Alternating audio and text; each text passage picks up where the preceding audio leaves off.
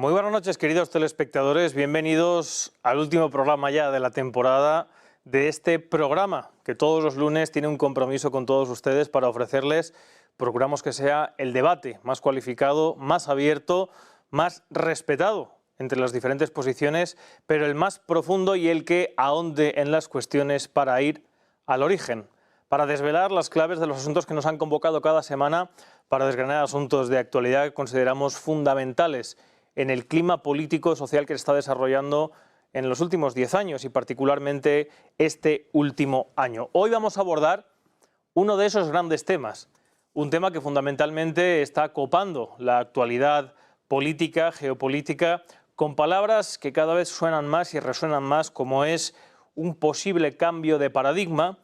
Si realmente estamos todavía viviendo bajo los mismos estándares políticos que hemos conocido durante el siglo XX, o hay nuevos agentes, se empieza a hablar de multipolaridad, los BRICS cada vez están teniendo más presencia respecto a otros grupos tradicionales como el G7, etcétera, etcétera, la Unión Europea. Von der Leyen ha dicho que hay que poner todas las medidas necesarias para protegerse de él. Soros ha dicho que es un peligro para la libertad. Estamos hablando de China.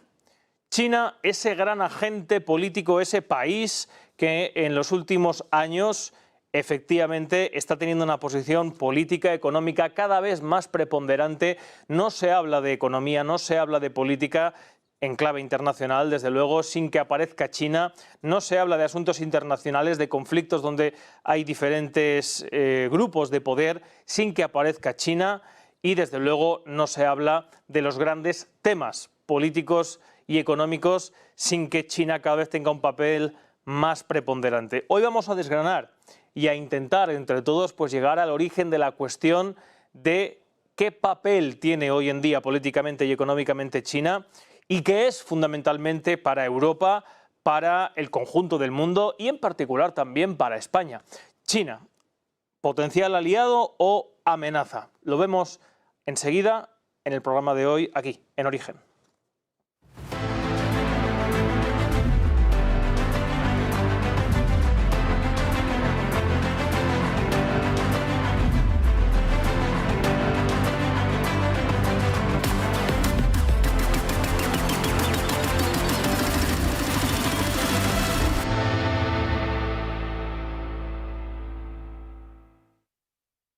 Para hablar de China en clave cultural, histórica, pero fundamentalmente en clave económica y en clave política, tenemos a 4 personas que, como siempre, nos van a ofrecer puntos de vista excelsos sobre dicha cuestión.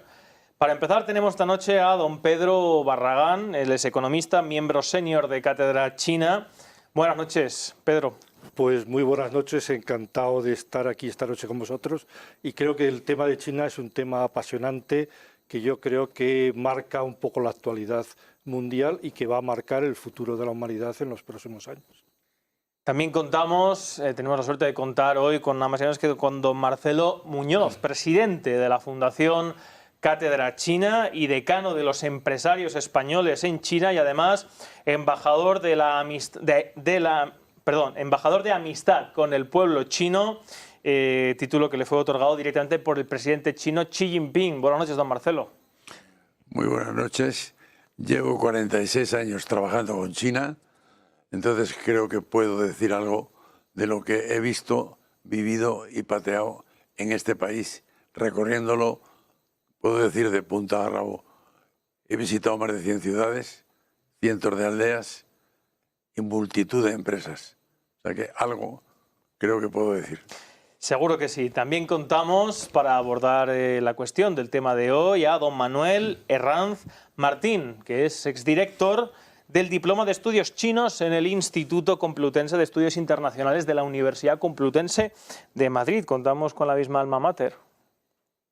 Buenas noches, mucho gusto. Estoy encantado de estar aquí y de poder transmitir un conocimiento adquirido sobre China durante muchos años, desde el año 93, que fundé en Pekín la oficina del Instituto Complutense de Asia y luego la dirigí hasta el año 96 y ya mi vida se vinculó a China de modo inapelable, primero en el mundo de los negocios hasta el año 2016, que pasé a ser director del instituto, y he estado en diversas instituciones universitarias, tanto en España como en China, impartiendo relaciones internacionales y asuntos relativos precisamente a lo que nos compete ahora, que es el devenir del mundo, en el que efectivamente comparto, China tiene un papel predominante. Pues gracias, Manuel, por complementar tan perfectamente mi presentación. Y para completar el plató de hoy tenemos a don Alfredo Rodríguez Gómez, que es director del Máster Universitario en Estudios de Seguridad Internacional en la Universidad de La Rioja. Buenas noches, don Alfredo. Hola, buenas noches. Encantado de estar aquí, de la Universidad Internacional de La Rioja. Perdón, de la Universidad Internacional de La Rioja. No se enfaden sí. los de la Universidad Pública. Sí, efectivamente, yo pretendo aportar una visión un poco más global en el ámbito de la seguridad y lo que ello conlleva. Y como profesor de riesgos y amenazas y conflictos actuales, pues dar mi opinión sobre el país revisionista que es China en este momento.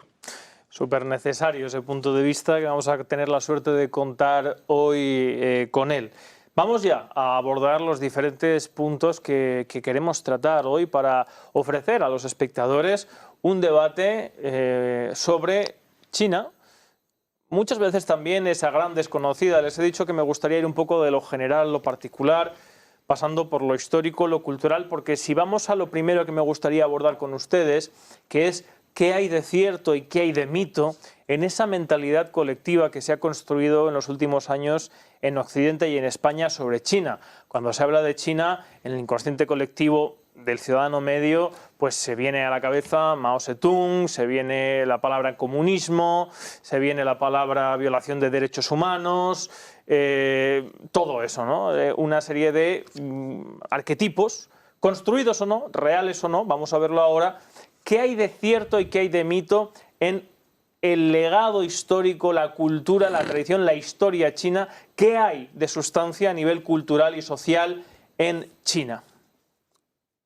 Ya, como digo, no esperen a que les dé el turno de palabra para intervenir. Pues pero Marcelo, por veterano. Sí, yo creo que lo fundamental es que en España se tiene muy poca idea de China y muy incorrecta.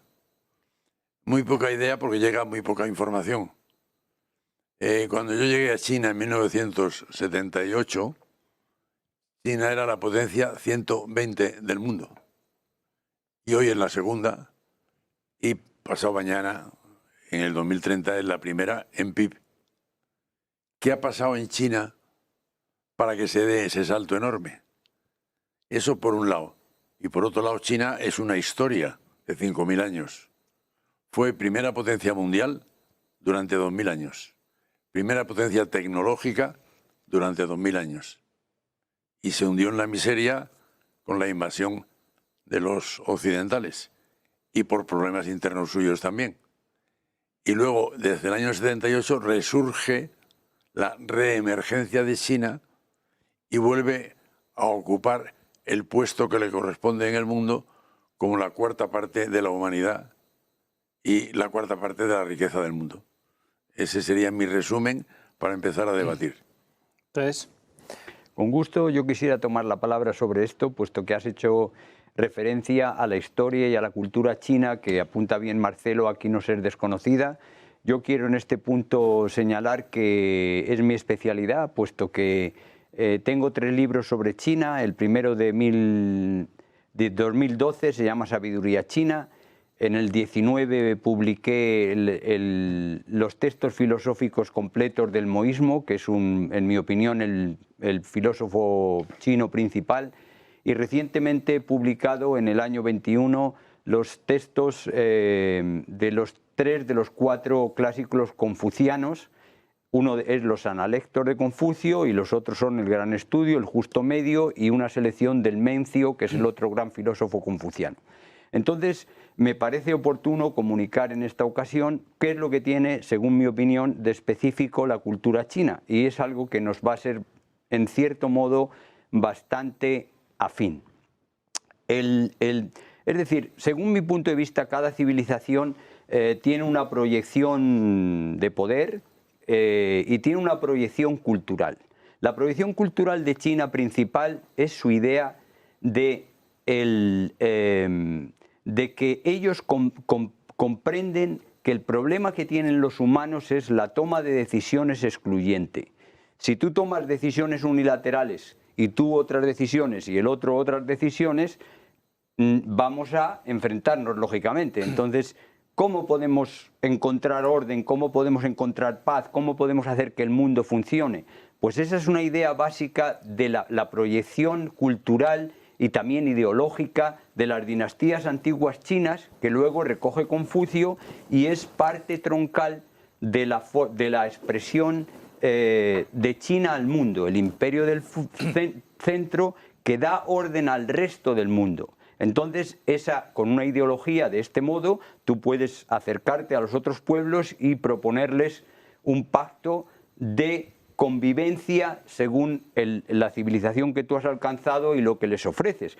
Y luego vemos que esto es algo que en nuestro día se ha olvidado, pero que nosotros poseemos este mismo carácter en Occidente. Concretamente, será extraño para muchos saber que del siglo III a.C. al siglo III después de Cristo, la corriente ideológica principal en Occidente, y me refiero desde España, la península ibérica, hasta la India, es decir, el Imperio Romano, el Imperio Helénico, la corriente principal filosófica es el cosmopolitanismo. Tienen la misma idea, es decir, la misma idea. Si tomamos decisiones unilaterales, vamos al enfrentamiento.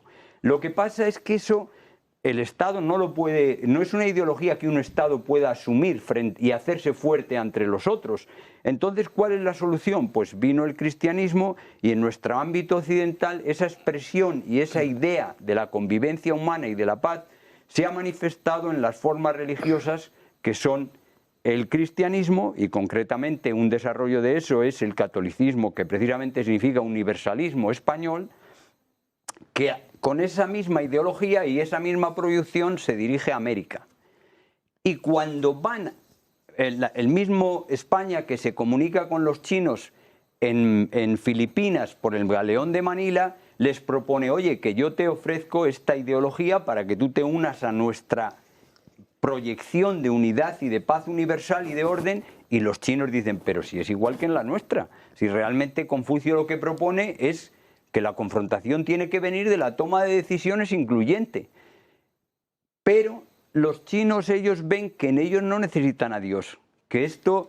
es una filosofía más que una religión, el confucianismo. Es una filosofía, efectivamente. Entonces, el proyecto confuciano no está basado en un Dios, porque a fin de cuentas, ¿qué es lo que ha pasado con el cosmopolitanismo? Que se ha transformado en un Dios que nos hace a todos hermanos, pero ese Dios, el que tiene el contacto con el Dios, es a fin de cuentas el que te dice, esto es la verdad, y tú lo tienes que creer. Y exactamente igual les ha pasado también a los chinos, que realmente Confucio habla del mandato del cielo, que es Tien Min. Min es mandato, orden. Él manda y tú tienes que obedecer, y el que da la unidad al mundo es el Hijo del Cielo.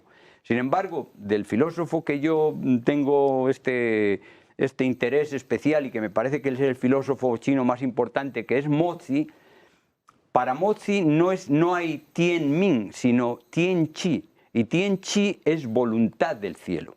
Y voluntad del cielo es que el cielo ha dispuesto las cosas para que vivamos conjuntamente, todos unidos, pero... O sea, la armonía de la naturaleza, sí, una armonía entre los seres humanos, como Emerson.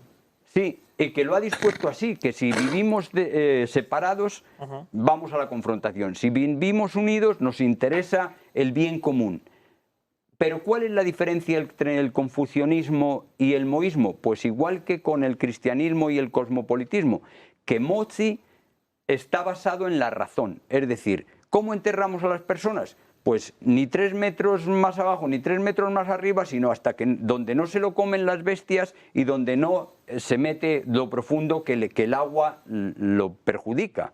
Es decir, aspectos racionales que nos hacen hacer las cosas racionalmente, mientras que el confucianismo no. El confucianismo está basado en el secreto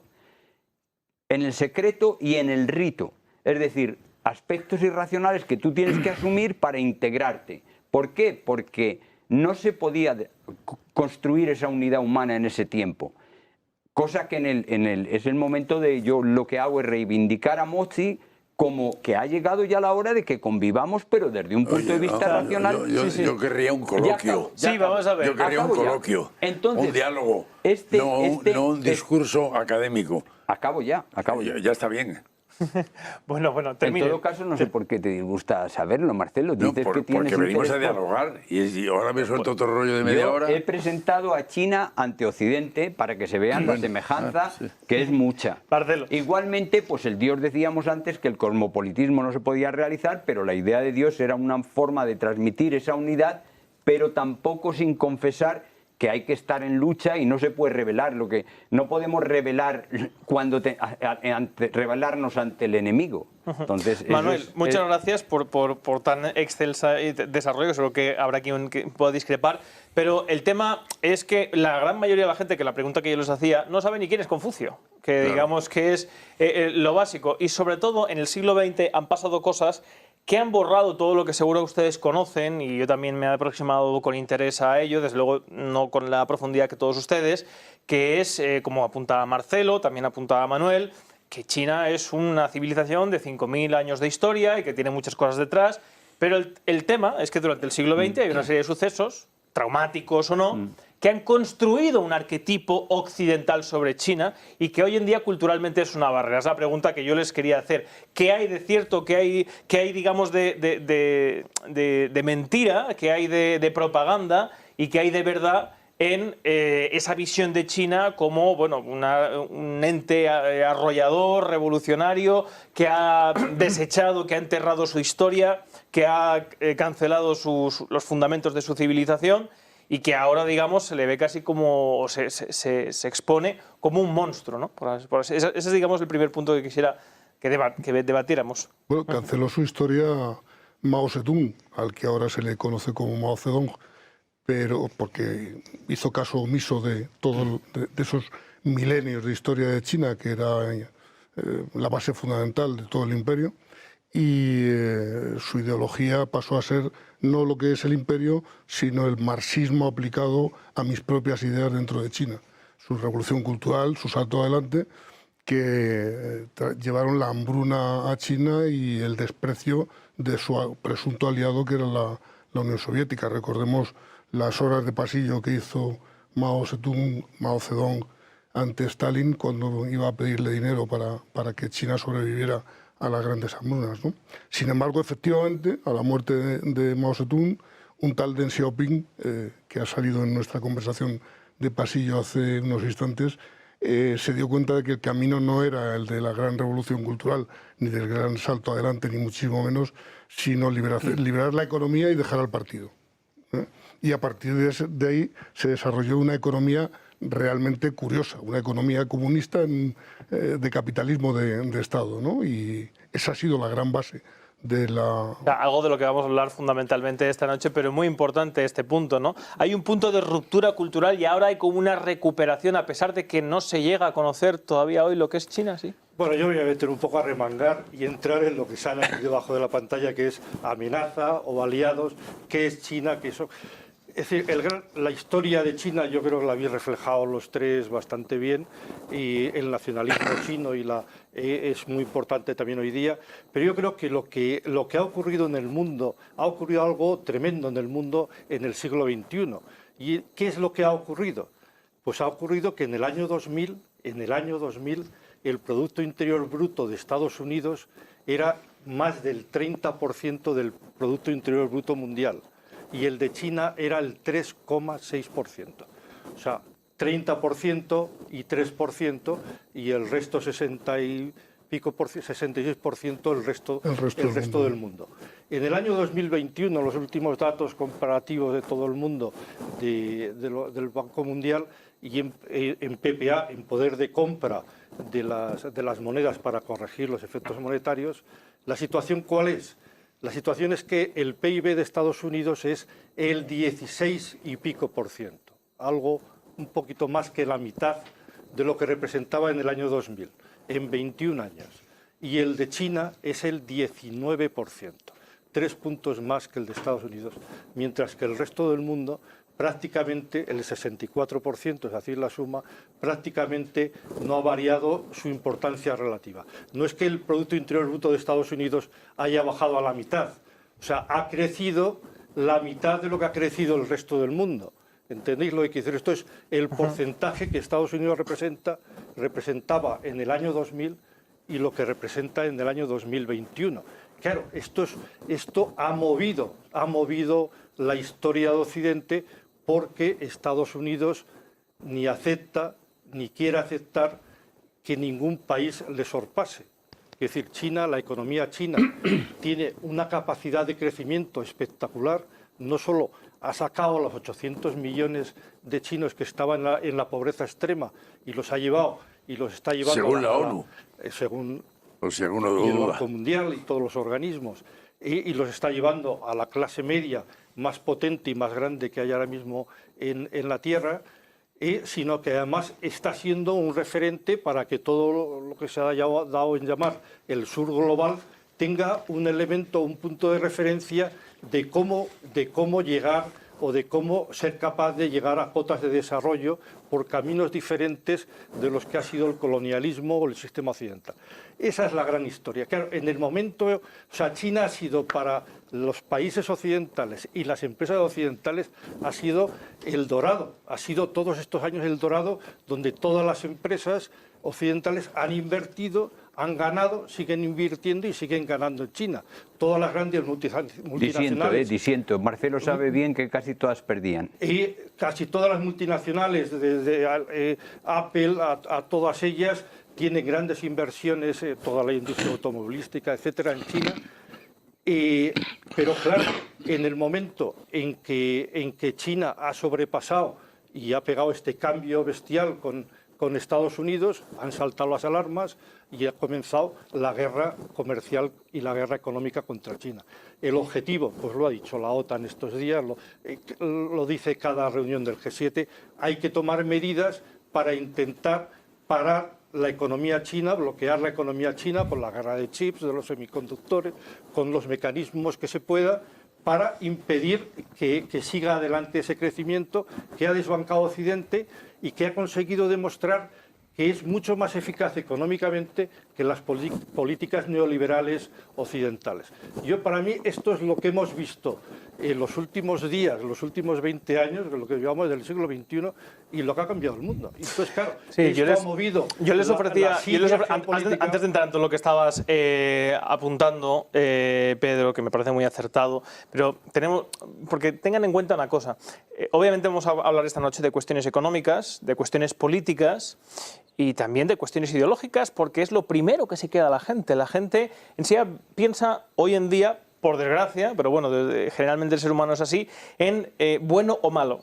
Y hoy en día la conciencia colectiva o el grueso de las sociedades occidentales, de la Unión Europea, Estados Unidos, etcétera, etcétera, no piensan en China como algo bueno, sino como, pues eso, tienen, por ejemplo, el arquetipo de la plaza de Tiananmen, etcétera, etcétera. Por eso yo les ofrecía este primer bloque, que podemos pasar enseguida al segundo, para ver qué hay de verdad y qué hay de mentira en esa China, digo, como se ve hoy en día socialmente en Occidente como una amenaza. No sé, Marcelo, si quería apuntar algo. Sí, quería añadir dos cosas. Vamos a ver.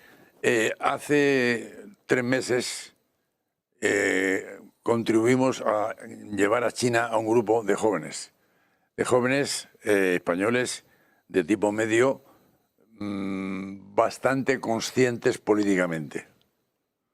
No iban de turismo. Y al final del viaje tuvimos una reunión y les pedimos un resumen.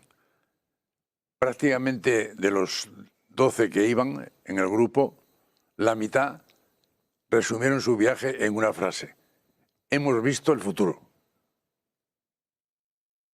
Jóvenes de hoy que van a vivir el siglo XXI. Otro dato, por otro lado, India tiene la misma población que China. Un poquito más. Bueno, 3 o 4, aproximadamente. Sí. Bueno, 50 millones más o menos, en 1.400 millones da igual. 100 millones en este momento. Sí, O sea bueno, un poquito más, la India, vale, da igual, aproximadamente. ¿Qué pasaría en el mundo si en la India se hubiera dado un proceso de transformación como en China. En todos los sentidos. Teníamos en otro mundo. ¿Qué miedo tenemos a eso? ¿Por qué tenemos miedo al progreso tremendo que ha habido en China? ¿Por qué tenemos miedo a que... ¿Cuáles han sido las claves que han hecho posible esa transformación de China? Y no de India. Y no de África, que tiene también 1.400 millones. Por cierto, África está creciendo mucho. De los 10 países de más crecimiento económico del mundo, 6 son africanos, gracias a la presencia china en gran parte. ¿Por qué tenemos miedo a eso? Sí, pero Marcelo, hay que entender que la gente, más que los datos económicos y tecnológicos, por ejemplo, piensa más en la falta de libertad. Por ejemplo. ¿Qué es la libertad? O sea, yo no he visto en España, en ninguna universidad, ni en ningún centro de estudios, una libertad de pensamiento tan profunda como en China. Pues no has estado en la mía. ¿Eh? Que no habrás estado en la mía. Tengo absolutamente... No, yo digo China. Estás diciendo que no has visto ninguna universidad en España con la libertad que hay en China. Yo discrepo Bueno, vale. forma... Sí, admito la discrepancia. Pero mi experiencia... Un segundo, que responda Marcelo y después...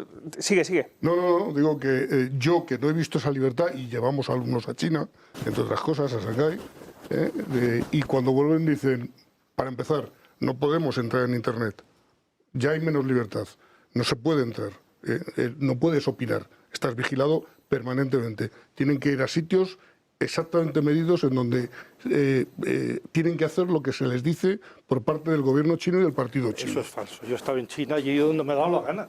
Yo he estado en China y me he movido por el metro donde he querido entrar, he salido y nadie, aparte de quererse hacer fotos con mi hija por el color del pelo, quiero decir yo, nadie me ha puesto es un mito de ningún pero lo que está planteando Alfredo entonces es un mito o es una falsedad. Es falso que no hay eso es libertad. Propaganda política. Es falso que no hay libertad de partidos en Yo he China. vivido en China. Es falso porque en China hay 9 partidos en el Parlamento. ¿Y quién gana las elecciones? Pues, por ejemplo, Según militantes del las Partido Comunista elecciones. China, solo hay el 30% en la Asamblea Nacional. Sí. Quiero decir yo...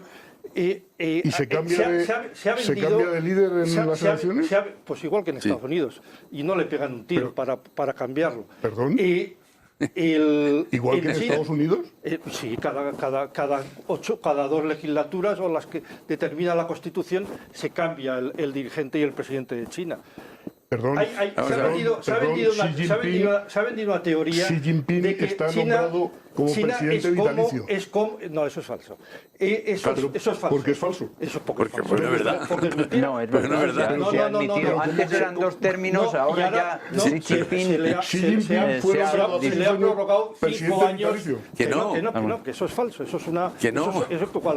Bueno, se ha prorrogado, vale. Que nos miren en Internet ahora. China es un Estado de Derecho. No hablen todos a la vez. Yo creo que los telespectadores pueden buscar si se ha nombrado. A ver, para que todo el mundo lo entienda, a título vitalicio es hasta que se muera. Y eso no ¿Puedo hacer es. una pregunta? ¿China Vamos es a un ver. Estado de Derecho? Sí, Espérate. totalmente. Y además El Estado de Derecho no es lo mismo que democracia. Estado de Derecho es donde impera la ley. Y es una democracia. No. Estado de Derecho es donde hay separación. No. Existe libertad. A la generación occidental se intenta aplicar a China todos los clichés que se han aplicado a lo que fue la Unión Soviética y los países del este de Europa. Quiero decir, donde la escasez, toda la historia que no vamos a contarla aquí ahora, pues llevó a unas características. En China hay auténtica libertad para irse a estudiar a la universidad que quieras de Estados Unidos, ahora menos porque no les dejan. Hay 300.000 estudiantes chinos. Pero hay, por ejemplo, ha dicho una cosa, Alfredo, importante. ¿Hay libertad de acceso a Internet, por ejemplo? Sí. Yo he estado en China y he entrado en Internet. No sí, pero tú eres extranjero. Digo para los nacionales. ¿Sí? No se puede entrar a Google o a Facebook, a ciertas... O sea, Internet está intervenido. Sí, eso es. Pero de la misma forma que en España. Yo tú pones ETA en España a ver a dónde vas a parar. Está intervenido y ya se te presenta la policía en casa. Bueno, pero eso no significa... Es que todos los países... Pero Alfredo, una cosa... Perdón, Pedro. Todos los países tienen normas de seguridad Vamos a verlo. Que lo que hacen es que si alguien comete delitos... ¿Vienen a buscarme? Pero, Alfredo, una cosa es que en España, desgraciadamente, estamos viendo un proceso donde cada vez se quiere intervenir más Internet, esta cadena, según algunos, está en la picota, y otra cosa es que eso sea positivo. Porque, desde luego, no es lo ideal para los que deseamos vivir en libertad. Yo comentábamos en el pasillo de que los 10 millones de líderes chinos que dirigen el país, las empresas, la economía, las universidades, el partido, la administración, se han graduado en universidades americanas, en Harvard, tal. Quiero decir, son personas habituadas a la prensa occidental, al Internet. Quiero decir, esto es absolutamente popular y normal en China, porque se fomenta la salida de los jóvenes fuera de China, que ha sido lo diferente de lo que hemos conocido en Europa, en la Unión Soviética. Sí, pero, y no hay limitaciones en este sentido. Es una sociedad abierta, muy nacionalista cada vez más por que la presión que tiene de fuera, y donde hay libertad de pensamiento sí, Pedro, absoluto. Yo entiendo, sí, de verdad, creo que es muy interesante la primera rueda que se ha dado, porque filosóficamente, la filosofía china, yo soy, por ejemplo, a mí me atrae mucho, ¿no? Confucio, Mencio, las analectas, etcétera, etcétera, pero hablamos ahora mismo de ejercicio de derechos y de libertades, que es lo que en Occidente se percibe por parte de muchos países, no solamente China, pero que China no se puede actuar, el individuo no puede actuar con la misma libertad que en Europa. No significa que en Europa las libertades no estén amenazadas, significa que... Pues yo creo que el éxito de China, y he escrito un artículo, lo ha traducido mucho el mes pasado, Marcelo ahora. Y el éxito de China no está en la tecnología, en la economía, en los semiconductores. El éxito de China, el milagro económico de China, está en los derechos humanos. China tiene una potencia en los derechos humanos, en la educación, en la sanidad, en los servicios sociales, que ha generado una clase social empleada, capaz de mover la economía, de dispararla, de ser líder en investigación y desarrollo. El decir, las minorías están mucho más, si comparamos Estados Unidos como líder de Occidente y China, vemos que las minorías están mucho más representadas en las instituciones chinas que las minorías americanas sí, pero en las instituciones fuera de eso, americanas. ¿el disenso, por ejemplo, está perseguido por parte del Estado? ¿El disenso político? No, en Estados Unidos sí. En Estados Unidos, por supuesto. Pero, si tú te sales del Partido Demócrata y el Republicano... Yo creo que no he intervenido yo en esta ronda relativa a la actualidad. Y ahora Marcelo. Vamos a ver. Marcelo, me toca. Sí. Yo he vivido... Manuel y después usted, disculpe. Gracias. A ver, yo quiero retomar un poquito lo que he dicho antes. Es decir, esto es la historia antigua de China. Entonces China en el siglo XIX tiene una experiencia traumática, es decir, una concepción imperial abierta al mundo, como ellos hablaban de todo bajo el cielo, y su expansión cultural y su expansión ideológica, se encuentran con que les llegan unos estados de Occidente que han pasado ya por la paz de Westfalia y les bombardean desde las cañoneras, y ellos se asombran, dicen, pero les llaman rebeldes. Hay documentación de esto, a los ingleses les llaman rebeldes. ¿Por qué les llaman rebeldes? Porque para ellos hay un único poder, el poder central, y los rebeldes quieren tomarlo. Entonces, lo que no comprenden es cómo pueden bombardear al pueblo o dar opio al pueblo, porque dicen, ¿cómo se quieren ganar la voluntad del pueblo si no pretenden? Y entonces se les abren los ojos y dicen, caramba, es que esta gente no tiene un concepto universal, tiene un concepto estatal. Y entonces, ¿quién hace la revolución en China? El Kuomintang. El Kuomintang significa Partido Nacionalista. ¿Qué queremos? Hacer este imperio un Estado, el Estado chino. Se implementa, gana la revolución, el Kuomintang, la implementa Sun Yat-sen, hay un caos enorme y viene una segunda parte que son los comunistas. Pero aquí nos lleva a engaño el que sean comunistas, porque lo que son comunistas es porque dicen, no, es que esta gente no es suficientemente nacionalista, es que esta gente está vendiendo el país a los capitalistas extranjeros, es que lo que se necesita es un comunismo, que quiere decir una cerrazón a la influencia extranjera. Y aquí vengo a responder las cuestiones que se planteaban en este... Y estoy dando ahora un salto por no aburriros. ¿Por qué no se permite Google en China?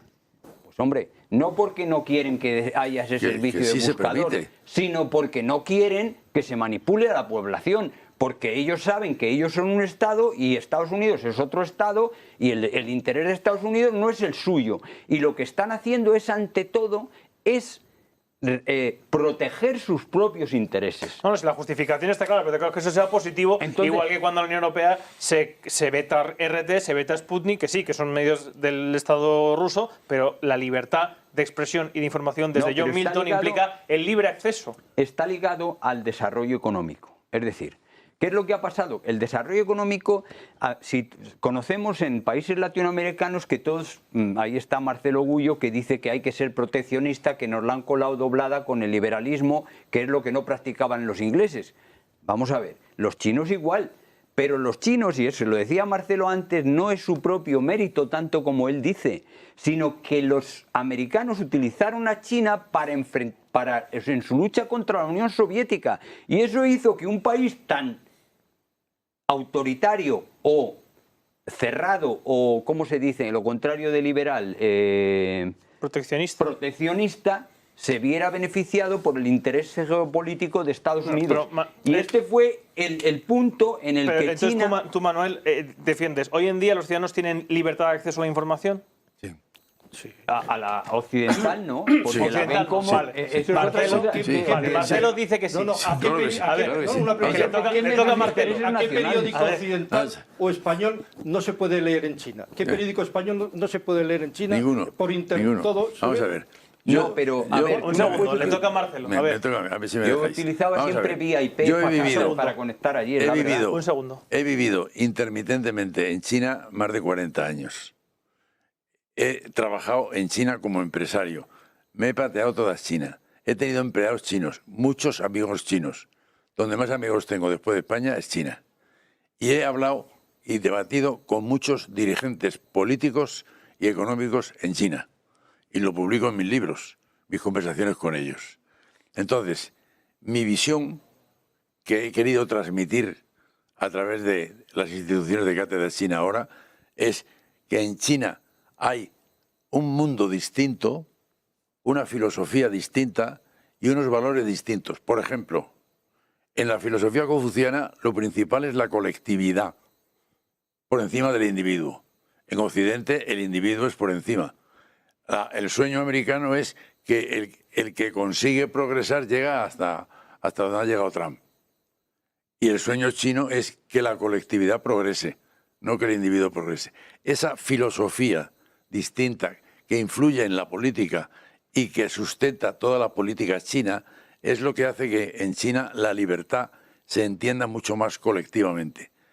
Desde ese punto de vista, yo me he recorrido toda China, he hablado con todo el mundo, mis amigos chinos han hablado con todo el mundo, he tenido amigos de diversos partidos, he tenido al lado en mesas provinciales de provincias de 100 millones de habitantes al vicegobernador que pertenecía a otro partido y era el vicegobernador elegido en las elecciones propias de China. Lo que pasa es que su concepción de la libertad, de la colectividad y de la sociedad es distinta.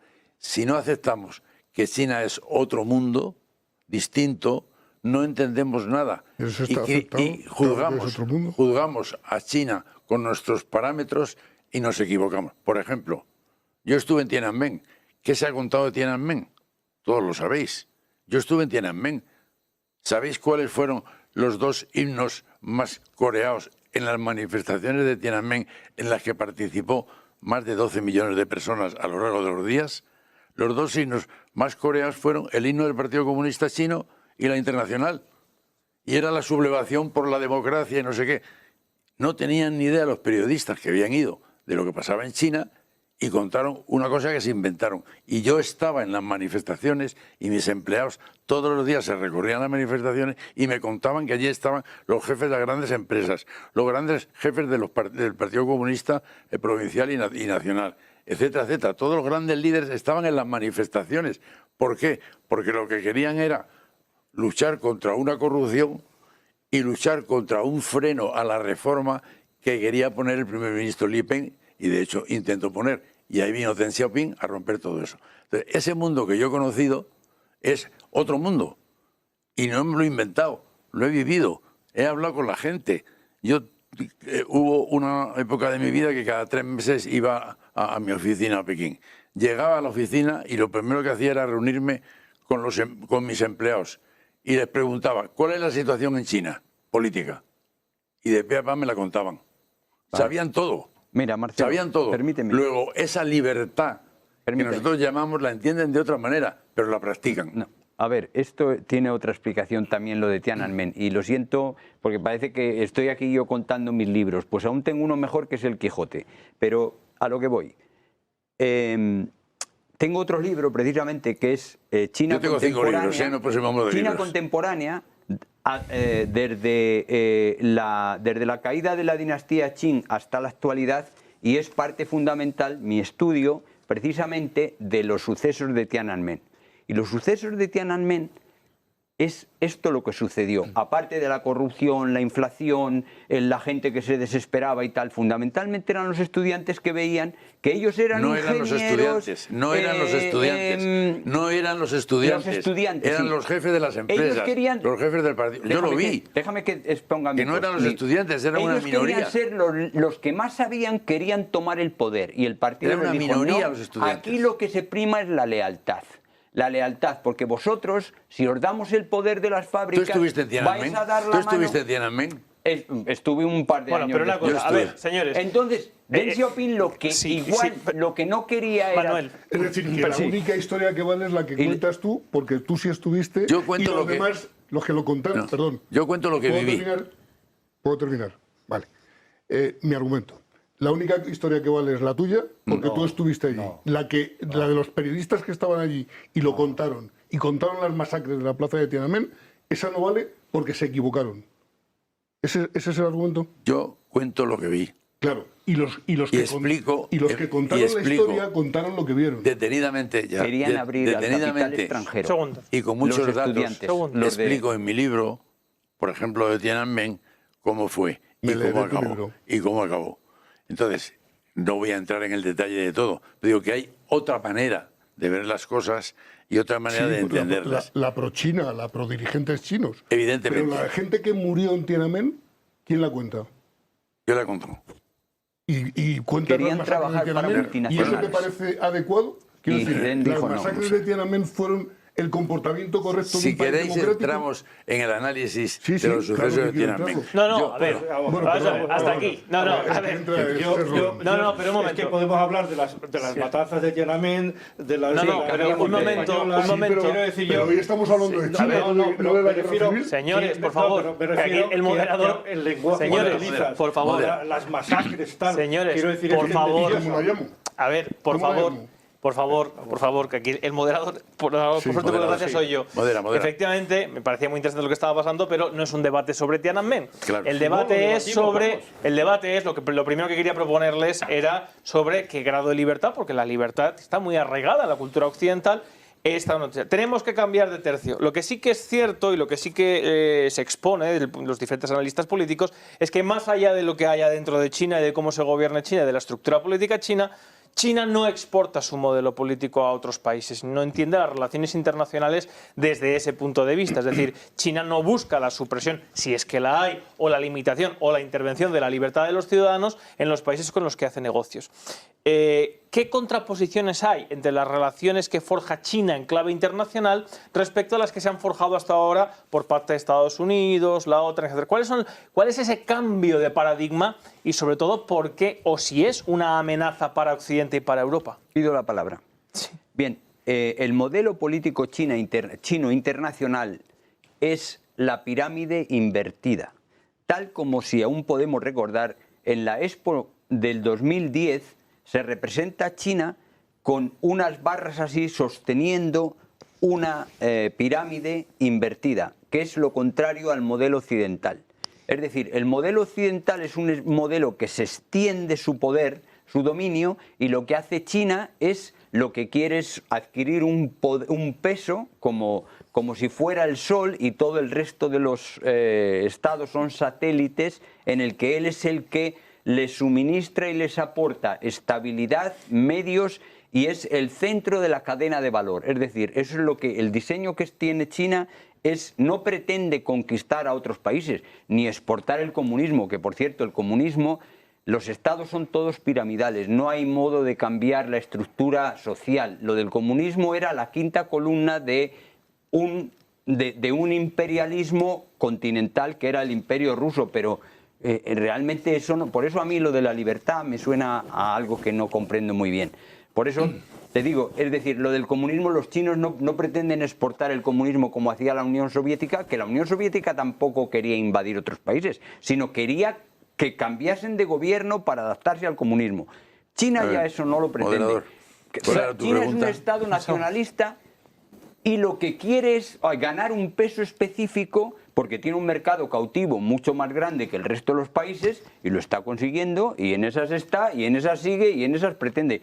Creo que con esto me explico, podría añadir más, pero el tema no es que quiero, hasta ahora, con la palabra Marcelo, un segundo, ha habido un segundo, hasta ahora ha habido un hegemón, que es Estados Unidos, que ha forjado una serie de relaciones internacionales de una manera, y ahora hay un nuevo agente, que es China, que ya hemos dicho que viene con mucha fuerza. Se habla de la ruta de la seda. ¿Qué diferencia hay entre la manera de entender las relaciones internacionales entre uno y otro, y si es una amenaza para Europa? Esa es la pregunta. Bueno, entonces, yo ahí sí voy a los 5.000 años de historia, en los cuales China ha sido la primera potencia económica, tecnológica y política durante 2.000 años. Y no ha impuesto su sistema a ningún país. Lleva unas relaciones de amistad, de relación, de vecindad, de aceptación de un no hegemón, sino de un primus inter pares. Lo han aceptado los países de alrededor. Y esa es la política que lleva hoy China. China, en la ruta de la seda, no intenta imponer nada. Se han invertido más de $1 billón al año en los proyectos de la ruta de la seda. Nadie habla de eso. Con todos los países que han participado voluntariamente en los proyectos de la ruta de la seda, con todos los países y bancos que han invertido voluntariamente en el proyecto de la ruta de la seda. Esa política de amistad, de relaciones internacionales. China es en el mundo actual el país que más red de relaciones multilaterales tiene. No es la ruta de la seda, es la OCS, que incluye a toda Asia Oriental, hasta Afganistán. Es el acuerdo con ASEAN, el sudeste asiático y todo el oriente de Asia, incluido Japón, Japón, Corea y Nueva Zelanda y Australia. Esa red de relaciones amistosas. China es el segundo socio comercial de 142 países. El segundo socio comercial, incluido Estados Unidos, incluido Ucrania, incluido Rusia, pero no preferentemente Rusia. China tiene en la ruta de la seda un acuerdo con 153 países. Esa es la red de relaciones pacíficas que China trae al siglo XXI. Y luego, en la filosofía profunda de la política china, que es confuciana más que marxista, en esa filosofía profunda, lo principal es la paz, lo principal es el diálogo, lo principal es la negociación, nunca el conflicto, porque rompe la armonía, nunca la guerra, no quiere ninguna guerra.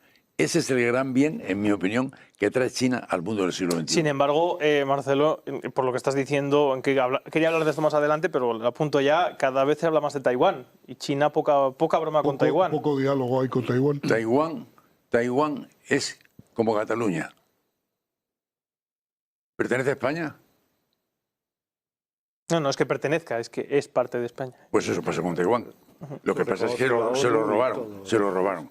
Y luego, proporcionalmente, Taiwán en relación con China, en extensión, en población, es como Ibiza en relación con España. Es una pequeñez. Lo que pasa es que los chinos no van a tolerar que les quiten la soberanía de Taiwán, que se la arrebató Chiang Kai-shek, y que reconoce la ONU. Y con la ONU 175 países. Bueno, ahora hablaremos de Taiwán. Alfredo, ¿tú querías apuntar algo respecto a la pregunta que estaba haciendo ahora? Sí, lo que pasa es que, perdóname, pero se me hizo la pregunta. No, las relaciones internacionales, sí. Bueno, el paradigma que establece China con la ruta de la seda, que es diferenciador. Bueno, efectivamente, Estados Unidos era un país hegemón, hasta lo sigue siendo, Y en algunos cálculos dicen que China lo será en el año 37, otros en el 45 y otros se aproximan al 50, pero parece que China desbancará en algún momento dado a Estados Unidos. ¿Qué está haciendo China en este momento? Se conoce como operaciones de influencia. Ya que todos habláis de libros, yo hablaré de mi podcast en el que hablo precisamente de las operaciones de influencia de China en el ámbito exterior. China entra en África por 3 sitios distintos con la intención de converger en el centro y llevarse a África a sus intereses. China tiene el puerto del Pireo. El puerto del Pireo es chino. El puerto de Valencia es chino. El puerto de Bilbao es chino. China construye un puerto a 15 minutos andando del puerto que tiene Estados Unidos en Djibouti. A Somalia la construyeron en el Cuerno de África, de hecho. Efectivamente. China está construyendo un puerto, ¿cómo se llama? No me acuerdo el nombre, muy cerquita de Lima, en Perú. China le compra a Perú las materias primas en bruto, las manufactura en barcos y se las devuelve a Perú y se las vende con un coste, con un valor añadido, ¿no? Es legítimo. O sea, nosotros le compramos a China sus productos, es legítimo. O sea, nada que... Pero China, efectivamente... ¿Es legítimo? Sí, sí, claro. Pero eso no quiere decir que no sea peligroso. ¿Que no sea? Peligroso para los valores occidentales, para los que creemos en Occidente y no creemos en los valores chinos como valores. China tiene como un valores acuerdo imperialistas. ¿Es o no es imperialista China? No, en absoluto. No, en absoluto. China es un país revisionista. En ¿Qué absoluto. quiere? No. Hay 3 países en esencia revisionistas, Irán, China y Rusia. No por ese orden, absoluto. China, Rusia Pero e Irán. eso es una teoría absolutamente particular, quiero decir, en absoluto, ni son iguales, Las- ni tiene, ¿Los tiene países ningún revisionistas sentido. es una teoría No. particular? Quiero decir, yo un poco, ¿Pero puedo terminar o Sí, no? sí, por favor. Gracias. ¿Qué quieren? Están en contra del statu quo. Los países del statu quo son los occidentales, con un líder, digamos, hegemón en estos momentos, que es Estados Unidos, y lo que quieren estos 3 países es todo lo contrario, cambiar el liderazgo y pasárselo a ese trío, o sobre todo a Rusia-China, o China-Rusia, con el apoyo de otros países. En este momento... Irán Rusia y es el China más- no tienen nada que ver. Bueno, nada. pero Gracias por no dejarme terminar. no, pero termina, Alfredo. Con lo cual es legítimo lo que está haciendo, evidentemente, pero para los valores occidentales constituye un peligro. Pero es cierto, Alfredo, y ahora le dejamos a Pedro, que quizá Occidente, los países occidentales, no hemos sabido reconstruir nuestra relación internacional basada en la OTAN y basada en la fuerza militar a otra cosa, que es lo que parece que están exponiendo, que ahora dejamos a Pedro desarrollar, que es que China no entiende las relaciones internacionales en clave de fuerza militar, sino en clave de fuerza económica, ¿no? Y sin embargo, su armada, que hace 30 años eran barcos un poco más que pesqueros, bordeando sus costas, ahora se ha convertido en construcción de submarinos nucleares, de portaaeronaves nucleares, de fuerza anfibia, es decir, China se está preparando para hacer un sorpaso a la hegemonía militar. Sí, bueno, pero me estadounidense. refiero al tema sobre todo de las bases, Entonces- de las bases militares y de la inclusión en una estructura como sería la OTAN. Bueno, la base militar o sea, Djibouti acabará siendo una base militar. ¿Por qué no? ¿Qué base militar? La Djibouti. ¿Eh? Pedro. Y, No, bueno, base- yo base creo comercial de Djibouti. que tú has planteado muy bien el tema de entrada. Quiero decir, China jamás ha querido intervenir en otros países. Su política exterior no es la de buscar la preponderancia ideológica ni buscar y todo eso Totalmente de acuerdo. que busca destruir la hegemonía occidental es un camelo propagandista Gracias. de todo de Occidente para generar lo que se está generando. Intentar generar un ambiente de guerra fría contra China y para eso es necesario, para que la población caiga en la trampa de decir que hay que ir a una guerra con un elemento exterior, hay que demonizarlo, hay que decir nos quiere destruir, es una amenaza y no es verdad. Bueno, yo te diría que soy suficientemente inteligente déjame terminar como ahora. para opinar por mí mismo. Yo te he dejado terminar, Ya, déjame sí. terminar No, ahora. me has a mí. interrumpido, solo decirte una cosa, Bueno, pero que déjame me creo terminar, suficientemente inteligente déjame terminar como y para luego, tener mis propias opiniones. y luego me dices, yo no estoy hablando de ti en persona, sino Ese de te lo las has puesto. no, quiero decir yo que Occidente está montando una teoría y las personas que defienden las tesis occidentales o atlantistas, pues de generar un enemigo que justifique la guerra por motivos económicos que se quiere declarar contra China. Entonces es falso que China tenga intención de aniquilar o de amenazar el status quo occidental en absoluto. China tiene relaciones las mismas con países de todas las ideologías. China, no, después de las declaraciones de Milei contra China en su campaña electoral, China le renovó los créditos para que el país no se hundiese. Quiere decir, Sí, se conoce, se llama operaciones de influencia. China, eso se llama una política de no querer imponer mi ideología a los demás. Déjame terminar, por favor. Dejemos terminar a Pedro. Quiero decir, se trata de algo totalmente diferente de lo de Occidente, que se ha basado sobre la imposición y el dominio de los otros países, mientras que China lo que quiere es decir, por favor, déjenme trabajar y vivir y desarrollarme, que yo no me quiero meter con nadie. Déjenme en paz, que yo lo único que quiero es trabajar, progresar, y copien lo que quieran, disfruten de lo que quieran, pero no busca ni imponer su ideología, ni imponer su influencia en ningún estado exterior, y mantiene la misma relación con gobiernos desde Hungría, que es la extrema derecha en Europa, tú dices, en fin, quiero decir, y entonces el que las empresas chinas gestionen operaciones en Occidente, que las empresas chinas gestionen operaciones en Occidente, eso es normal. Los españoles, España no es la dueña de Heathrow ni de la mitad de los aeropuertos del mundo, porque una empresa española será quien los gestione. Entonces, que una empresa china sea quien gestiona las grúas del puerto de Valencia, el puerto de Valencia o el puerto de Bilbao, no quiere decir que el puerto de Bilbao y el puerto de Valencia sean chinos, en absoluto. Es como decir que el transporte público español es inglés porque ALSA lo compraron los ingleses. Quiero decir, no, eso es manipular. El decir eso crea una animadversión, es decir, cuidado, que tenemos el enemigo en casa. Oiga, hay muchas más empresas occidentales en China operando todo tipo de instrumentos que las chinas en el mundo que están empezando. Y eso se llama globalización, y no lo ha inventado China, lo ha inventado Occidente. Lo que pasa es que cuando China adquiere un determinado avance, pues en Occidente se asusta y dice, oiga, que nos avanza, que nos adelanta, y eso es lo que no quiere Estados Unidos. Voy a dar más palabras que hay pedidas para ahondar en este tema, pero después del corte publicitario. Volvemos enseguida.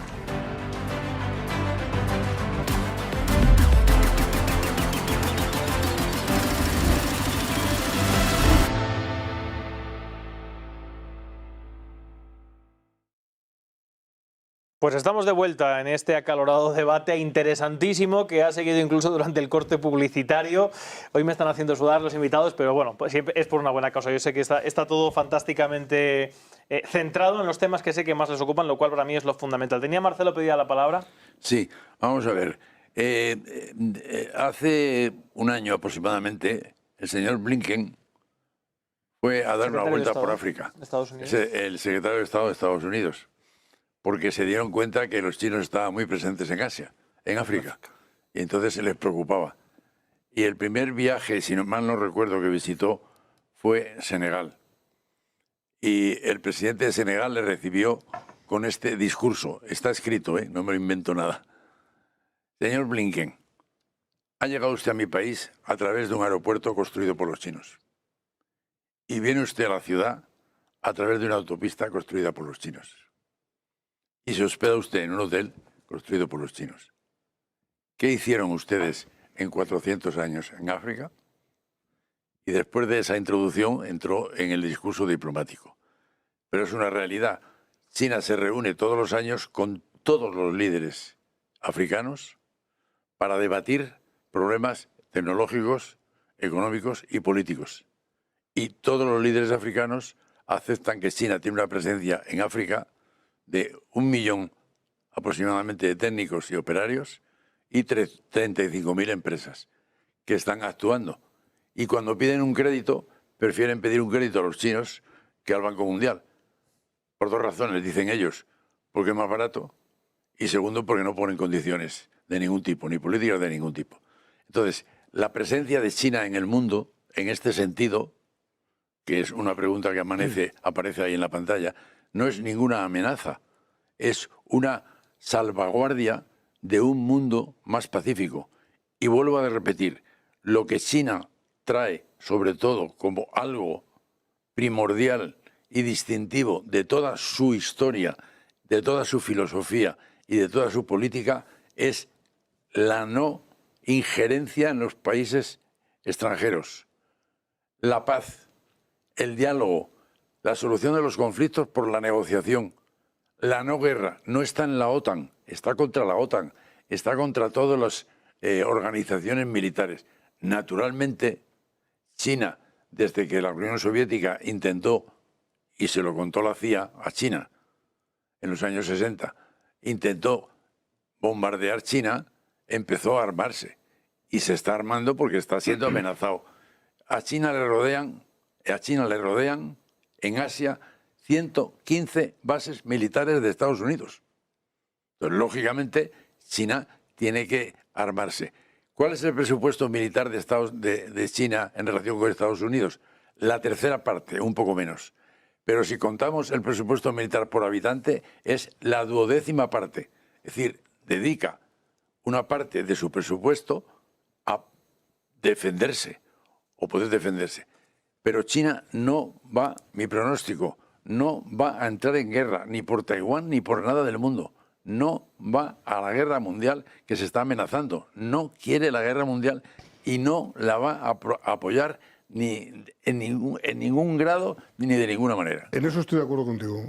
¿Pero por qué? Porque quiere estabilidad. ¿Por qué quiere estabilidad? Porque quiere comprar todo. Pues ojalá Estados Unidos quisiera estabilidad y desapareciera la OTAN.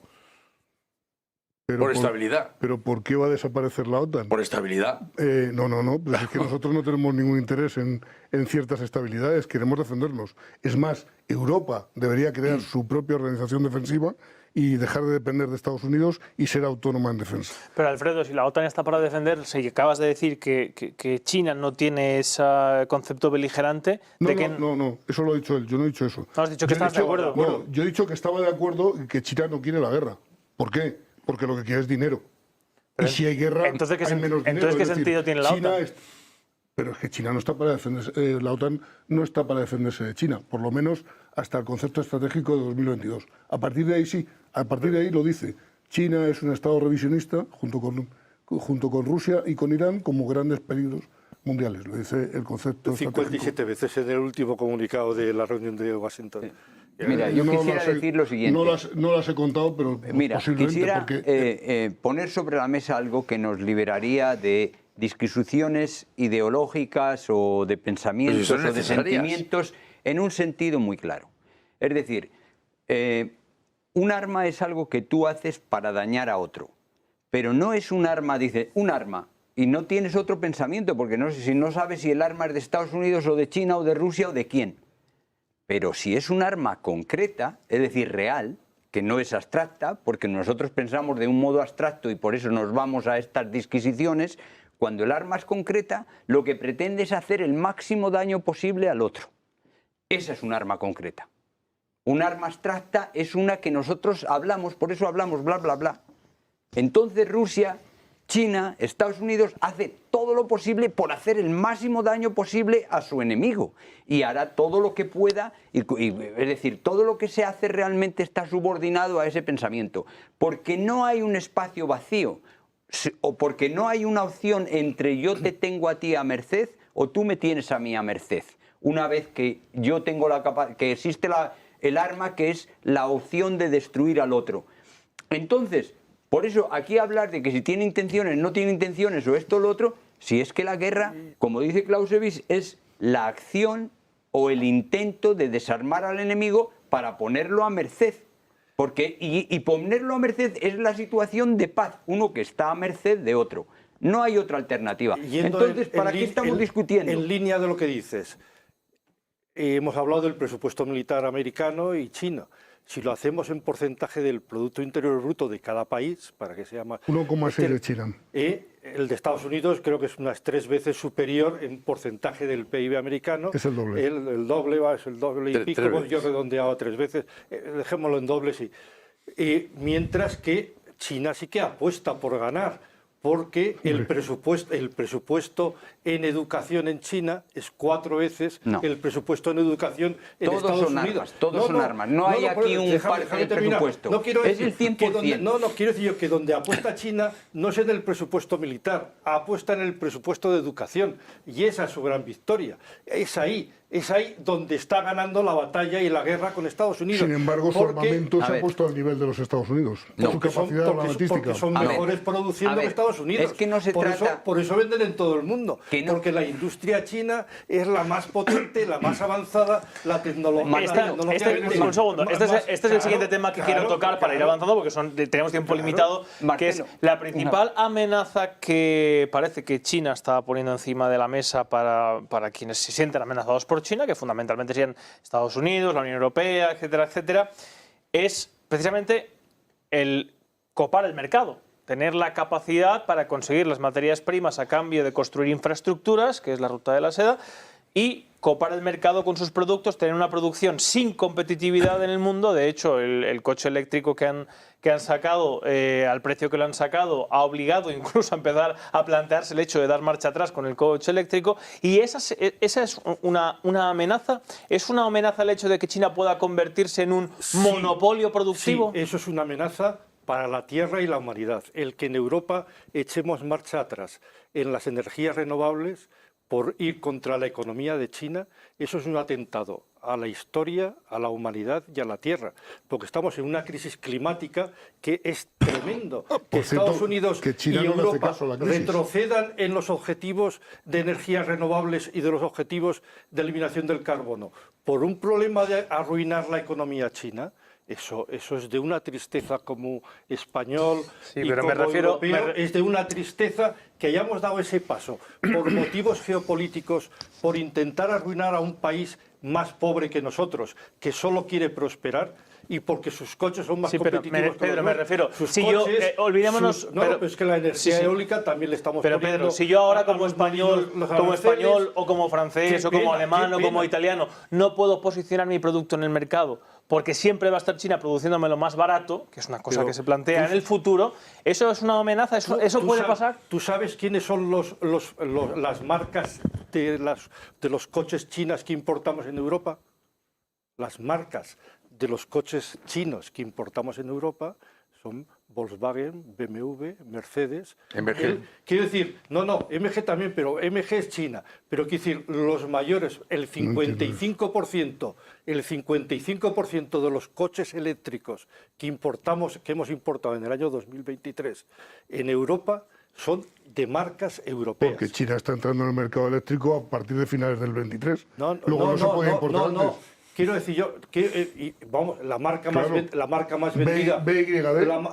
más vendida de coches en China es Volkswagen. Sí, el 50% de los coches de Volkswagen en el mundo los venden en China. Ya la pijería de la clase media, de los 400 millones de clases. Pero eso son los eléctricos. Yo decía la totalidad de coches. La pijería de las clases medias de tener coches europeos se acaba. Pero si son coches fabricados en China, si es que Volkswagen tiene toda pero la pregunta que os estoy haciendo es si creéis que puede ser la capacidad de China una amenaza el hecho de copar todo el mercado productivo. No, porque todos los presidentes de todas las empresas automovilísticas europeas, todos lo he puesto. Bueno, pero no solamente hablamos de automóviles, hablamos de todo. No es copar todo el mercado, quiere estar en el top de la cadena de valor. Quiere estar en el top de la cadena de valor, es decir, eso es lo que le interesa. Está pasando etapas hasta posicionarse en que todos los productos top estén en China. Y el resto, no es que produzca China todos los productos baratos, como has dicho, eso es erróneo. Él lo que quiere es escalar en la cadena de valor mundial. Unos producen materias primas, otros producen otra cosa, otros hacen manufactura, otros tal. El planteamiento de China es que está pasando etapas hasta dominar las tecnologías puntas. Pero Alfredo, yo no he dicho que solo fabriquen lo barato. Perdón, Manuel.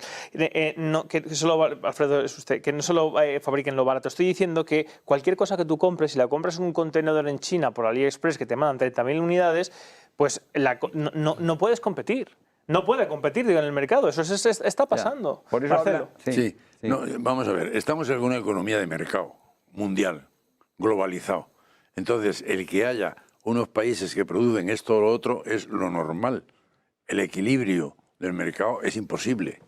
hay libertad de mercado. Y cada país funciona como puede. ¿Qué hace China? China gradúa cada año más ingenieros y científicos que el resto del mundo junto. ¿Por qué? No, es India. Bueno, Es India. No. Que es India. no. Sí. No, Que no. Sí, sí. Que no. Sí, sí, sí. Que no. Mira los datos del Banco Mundial, coño. Sí, de los sí, sí. STEM. Mira los datos de mis ¿Cómo va a universidades. ser India? Si India está atrasadísima respecto a China, tecnológicamente en todos los sentidos. Las mejores O sea, universidades tecnológicas del mundo están en India. El 50%, Siento darte la mala noticia. el 50% China. de los estudiantes de carreras STEM, ciencias, tecnología, física, matemáticas, me he dejado alguno, están en las universidades Bueno, chinas. dejemos terminar a Marcelo y enseguida Alfredo. En China hay solamente 3.200 universidades y 45 millones de universitarios. ¿Por qué? Porque China dedica muchísimo dinero, y ese es el estado de bienestar que está creando China, muchísimo dinero, más que ningún país, a la educación, como está dedicando muchísimo dinero a la sanidad. Está por detrás de Europa en sanidad, en educación está por delante. Pero luego ha salido otro problema que es muy importante para el mundo actual, en la competencia en que estamos, que es el cambio climático. China es el mayor contaminador del mundo, hoy. Pero China invierte en medidas contra el cambio climático el doble que la Unión Europea y Estados Unidos juntos. Es decir, es líder en todas las energías limpias, líder absoluto. Y tiene el proyecto del año 2060 eliminar el carbón, el gas y el petróleo como combustible. Es decir, ir a la producción limpia de todo el transporte, etcétera, etcétera. ¿A eso le tenemos miedo? ¿A ese modelo chino de medio ambiente le tenemos miedo? ¿Porque lo producen más barato o menos caro, o más caro? ¿O porque realmente el año 2000, el viceministro de Medio Ambiente, Pan Yue, me acuerdo del nombre, porque lo tengo escrito en mis libros, dijo, si no solucionamos el problema de la contaminación, será un suicidio colectivo. ¿Qué hace falta? Dijo, inversión e investigación. Entonces China está invirtiendo, como decía, más que Estados Unidos y la Unión Europea juntos en medidas contra el cambio climático. Por ejemplo, el tema del agua. En China es portentosamente grave. Tiene el 20% de la media mundial por habitante. Tiene el 7% de las tierras cultivables del mundo. Y tiene la agricultura más próspera. ¿Qué hace? Grandes obras de trasvase del sur, donde hay agua, al norte. Hay 3 canales proyectados, 2 de más de 1.000 kilómetros que ya funcionan, que llevan una cantidad enorme de agua al norte, y el tercero, porque China con la filosofía confuciana trabaja para las próximas generaciones, el tercer canal se inaugura en el 2050. Es decir, lo están construyendo. Y no lo inauguran antes porque son terrenos muy dificultosos, con mucha montaña, mucho valle, etc. Entonces, frente al cambio climático, que es un tema que hoy, en el siglo XXI, fundamental para todos los ciudadanos de este planeta, China es quien va por delante en todos los terrenos y quien nos está marcando el camino de cómo tenemos que avanzar.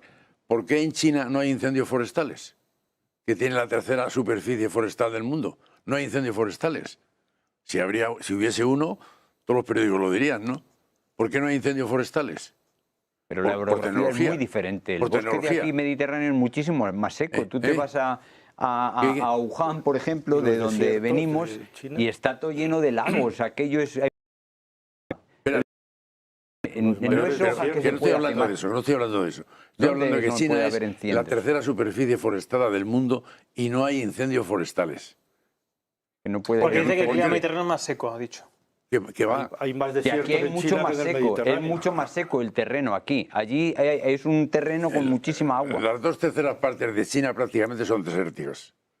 Lo que pasa es que Pero ahí no estarán los árboles. Lo que pasa es que lo están reforestando. O sea, la obra maravillosa de la muralla verde, que quiere contener el desierto de Gobi y lo está conteniendo, se empezó a construir el año 78 y se va a acabar el 2030 con 100 millones de árboles plantados para contener el desierto de Gobi, que es 2 veces España y no es el mayor desierto de China. O sea que China tiene 2/3 partes de la tierra, pero no me refiero a eso, completamente desértica. Me refiero a que los incendios que hay en el mundo occidental y no occidental, que está ardiendo ya el mundo, en España, en Australia, en Nueva Zelanda.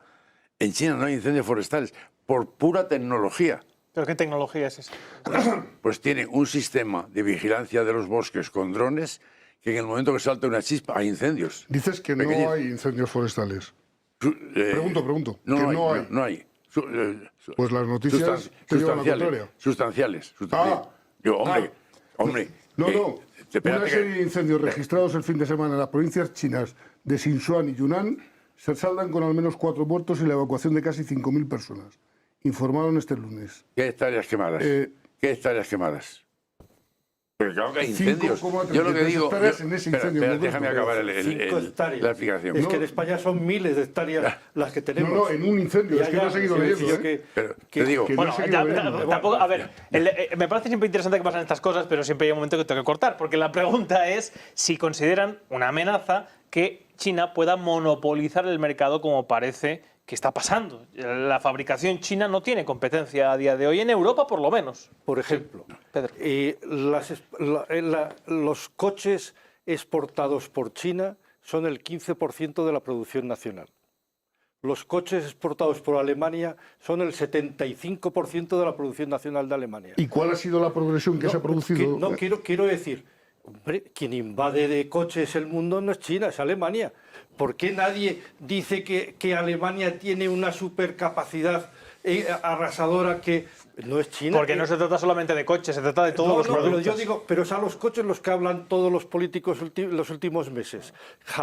De Japón no me sé de memoria el porcentaje de la producción de coches que exporta Japón, pero está muy por encima de lo que exporta. Era el mayor exportador de coches del mundo, por encima de Alemania, hasta el año pasado que lo ha adelantado. Lo digo China. porque, por ejemplo, la política que está llevando a cabo por parte de Estados Unidos y por parte de la Unión Europea es arancelar toda la producción china. Porque se quiere intentar bloquear el desarrollo de la economía china. ¿Y por qué? Lo he explicado al principio. Porque China está sorpasando a la economía norteamericana, han saltado las luces y hay que parar eso. Hay que el crecimiento económico de China porque no puede ser que se convierta pero en el mayor país del nuestra mundo. industria puede llegar a estar en peligro por esa expansión de... No. Pero la situación es que nos movemos en una situación en que ha habido un momento de globalización enorme con la entrada de China en la OMC y ahora y China se ha beneficiado de ese A ver, proceso. no pueden estar manteniendo un debate paralelo mientras habla. Perdona. Sí, que lo que estaba diciendo es que ahora Europa se replantea esto. Pero hasta hace poco hemos sido partidarios del liberalismo económico, de la globalización, del libre circulación de mercancías y actualmente estamos entrando en un periodo, aquí tenemos a Trump como ejemplo, que pide medidas proteccionistas precisamente para no verse invadido por productos chinos. Entonces es un proceso que lo estamos viviendo y que no es una cuestión de ponerlo en duda, sino que es evidente. Es decir, se nos ha dado la vuelta a la tortilla. De hecho, siempre China dice que simplemente se ha jugado con las reglas de juego que se le pusieron. ¿Y cómo consigue esa ventaja? Pues trabajando 7 días a la semana los chinos, sin tener vacaciones y esforzándose muchísimo. Con mano de obra barata. Eso era antes. Bueno, yo no creo que haya mucho cambio, pero bueno, es decir... Bueno, vamos a... Por ejemplo, ¿tú crees que hay esclavitud en China? ¿O régimen de semi-esclavitud? Yo lo he visto. No he vivido en China, pero sí he estado en China. Y yo lo he visto. ¿Pero ha vivido en China? ¿Ha vivido en China? No hay esclavos en China. El único país que tiene esclavos en el mundo ahora mismo es Estados Unidos, que tiene 2 millones de personas obligadas a no digo esclavos como tal, sino régimen. A ver, alguien que trabaja 7 días a la semana sin vacaciones, durante 12 horas al día... Yo me refiero a esclavos en el sentido de estar obligado por la ley. Eso antes que fue cuando se produjo el despegue de la economía china. El crecimiento de los salarios de China es 5 veces en los salarios del resto del mundo. Los salarios en el mundo han crecido en los últimos años de media. En los últimos 10 años. subida de los salarios en China. Pero bueno, Quiero decir voy a que ponerles, ha compensado miren, voy a ponerles toda la caída de salarios un que ha segundo, habido voy en a el mundo ponerles por un la ejemplo inflación. para que yo quiero siempre, estoy pensando siempre en la gente que nos está viendo. Sí. Voy a ponerles un ejemplo extremo de un caso, de un tema que yo sí conozco porque soy un gran aficionado al tabaco, que es una de las cosas que conocen en el mundo gracias a España, al puro. Un torcedor de puros en Cuba gana alrededor de 20-30 euros al mes, pero produce 20.000 euros. ¿Esto pasa en China? Las grandes empresas en China, muchas de ellas Huawei, etcétera, son cooperativas, hay empresas privadas. El nivel de desigualdad que hay dentro de las empresas es diferente del de Occidente. Las empresas privadas en China funcionan como en cualquier parte del mundo, pero no destacan por tener un abanico salarial como las occidentales, es más reducido. Pero evidentemente las empresas privadas pues tienen sus diferentes... y además la preocupación social que hay en China en todos los medios de comunicación como conversación habitual de los periodistas de intentar reducir la presión laboral de los trabajadores, sobre todo en las grandes empresas, supone una concienciación social de que es muy importante la conciliación familiar, la reducción de las jornadas, que yo no lo veo en la prensa española, quiero decir, y que sí lo lees en la prensa china. Yo creo que en este sentido hay un cambio sistemático como que se refleja también en las exportaciones de China. Yo, como soy economista, tiro por el lado económico en los datos. Que China está de exportar productos baratos, como tú comentabas, cada vez está exportando productos de valor añadido, productos intermedios. China importaba productos a China, los ensamblaba y los vendía. Ese fenómeno, que es lo típico de un país con unos salarios más bajos que los otros países, ya no se produce en China. Y entonces, claro, China se está convirtiendo en un exportador de productos intermedios muy grande para todas las potencias económicas del sudeste asiático. Vietnam, Camboya, Filipinas, etcétera, que son los que terminan ensamblando. Bueno, yo creo que el problema con China es cómo contextualizar todas las cuestiones que estamos hablando. Entonces, para empezar, en China el 71% de la economía es privada. Hay más de 90 millones de empresas privadas. Segundo, China es el 20% del mundo. Luego, su producción en cualquier terreno tiene que ser por lo menos el 20% del mundo. Luego es una gran producción. Eso le permite a China, con un consumo interior tan brutal como tiene, de 1.450 millones, de alto poder adquisitivo, porque recordemos que en China hay más de 650 millones con poder adquisitivo superior a la media española, entonces consumen mucho, luego producen mucho, luego también pueden exportar mucho. Pero lo que China, por ejemplo, en los años 90, China era el mayor importador de plásticos del mundo. Y ahí España tuvo una gran parte. Y nosotros participamos también. Pero era el mayor productor de plásticos del mundo al mismo tiempo. Entonces China es hoy, se habla hoy como una broma, de que hay peligro de hambruna en China, que da risa. China es el mayor productor de alimentos del mundo y el mayor consumidor de alimentos del mundo. Entonces, es el 20% de la población mundial. Entonces, todo eso se tiene que referir y eso no invade a los países con sus productos, sino que intercambia, porque China es el mayor importador del mundo y el mayor exportador del mundo y el segundo mayor importador. Entonces, hay un equilibrio. No invade con sus productos porque absorbe. En China hay 800.000 empresas extranjeras establecidas con capital propio, 800.000. O sea, que es que esa contextualización de los datos yo creo que es lo que nos puede hacer ver la realidad de China, que no es ninguna amenaza, sino que es un país muy grande. Alfredo, ¿tú querías intervenir? No, lo que quería decir es que en el fondo, efectivamente es un país muy grande y el consumo es brutal, ¿no? Pero lo que está haciendo China es comprar el mundo. ¿Comprar? Comprar el mundo. No. ¿El mundo? Sí. Bueno, ahí están los datos. Compró África, África ha expulsado a Estados Unidos de ahí, o Estados Unidos se ha ido de ahí porque, bueno, pues las políticas han sido así. Donde en la época de la administración Trump se fue saliendo de ciertas asociaciones. China logró entrar y quedarse con las relaciones que tenía Donald Trump en aquel momento, que tenía Estados Unidos en aquel momento. China se ha hecho, a pesar de que sean empresas, son empresas que no son nada privadas, con los puertos principales del mundo. Y China está comprando barato, vendiendo. O sea, China entra en un país con una balanza no recuerdo, comercial de pérdidas. En 5 años esa balanza de pérdidas se convierte en balanza de ganancias. Y lo hace muy bien, lo hace con filosofía confuciana a medio y largo plazo. Pero es lo que está haciendo. Además, ¿qué está haciendo? Bueno, esa es tu opinión, pero la mía es otra, ¿vale? ¿Qué más está haciendo China? Crear productos, hacernos subsidiarios de sus productos, que tengamos que consumir sus productos. AliExpress, Temu,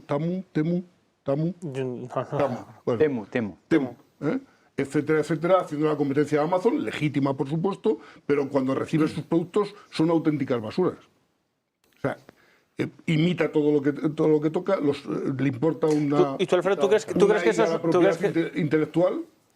¿Tú crees que eso es una amenaza para nuestra industria? Yo creo que es una amenaza para nuestra industria. Porque Si es basura lo que fabrican, no es ninguna amenaza. Si según tú no, lo que decían es basura, todo eso, lo que ¿dónde está la amenaza? ¿Has comprado en AliExpress algo? Sí. ¿Y te ha gustado lo que has recibido? Sí, y he comprado en Amazon y también me ha gustado. Depende de lo que compres. Sí, ¿sabes lo que pasa? Si tú compras basura, te enviarán basura. Y si tú compras un producto de calidad, te enviarán un producto de calidad. ¿Sabes la diferencia entre Amazon y AliExpress? Que yo a Amazon no me gusta el producto, se lo devuelvo y no me cobra. Se lo devuelvo a AliExpress y me dice, muy bien, tienes que pagar 20 euros. Yo querría decir un poco... no compres AliExpress. No, claro que no, evidentemente no compro AliExpress. Quiero decir que China está comprando el mundo no es verdad. Se lo estaría comprando, es un dato, se lo estaría comprando a Estados Unidos. Quiero decir yo, porque el mundo no es de los mundiales, ya tiene su propietario.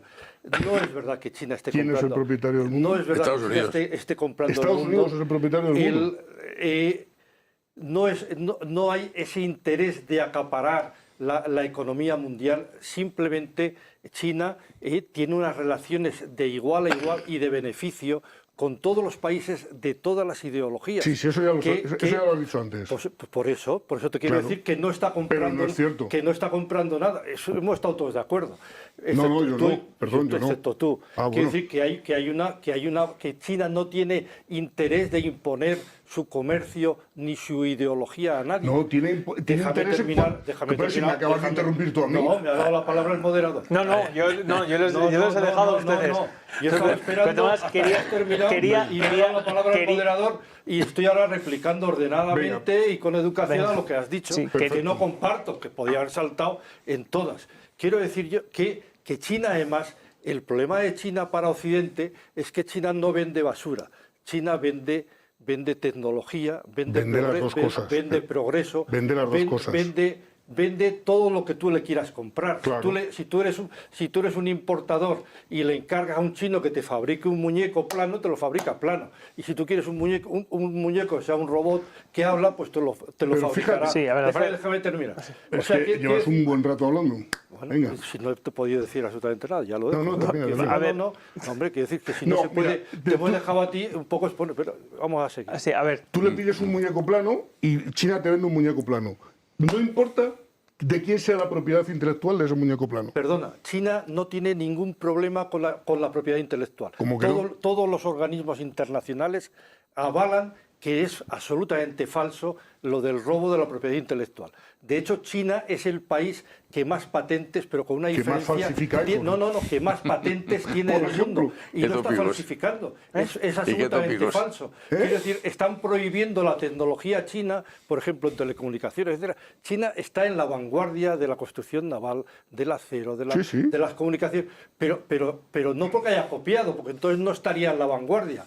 Quiero decir yo, si yo estoy en la vanguardia es porque estoy generando yo ese desarrollo. Si no, estaría el segundo copiando al primero. Pero si voy el primero en casi todos los sectores, no lo estoy copiando, lo estoy desarrollando e innovando. Bueno, y ese es el gran un segundo, porque Manuel ya tiene que intervenir. Yo supongo que querrá decir algo antes de que pasemos al último bloque. No tengo nada que decir. Ah, no, bueno, Marcelo sí que estaba pidiéndomela. Yo, de todas maneras, dentro de este debate que es infinito, yo insistiría en un punto.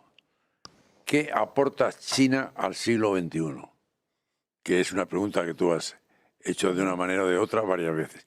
¿Qué nos aporta China al mundo del siglo XXI?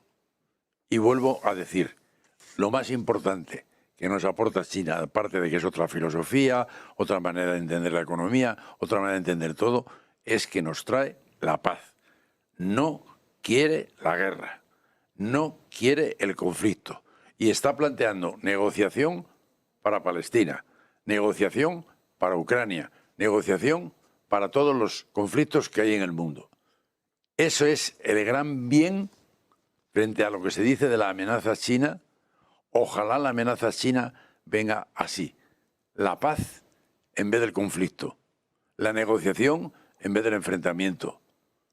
El diálogo en vez de la guerra. Ese es el gran bien, insisto, que China trae al mundo del siglo XXI.